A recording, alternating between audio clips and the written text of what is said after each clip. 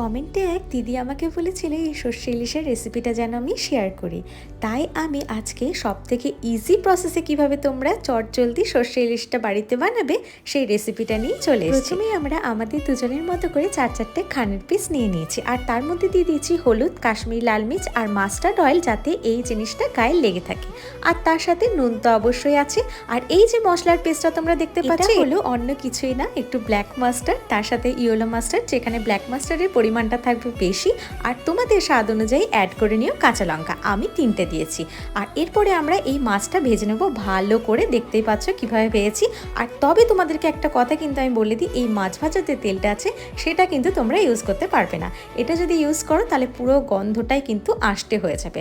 আর এরপরে আমি অ্যাড করে নিলাম এই মিক্সচারটা তেলের মধ্যে, আর তার মধ্যে দিয়ে দিলাম স্বাদ মতো নুন, চিনি আর হলুদ। ব্যাস হয়ে গেল আমাদের আজকের রেসিপি। জানাতে ভুলো না কমেন্টে কেমন লাগলো। আজকের জন্য টাটা।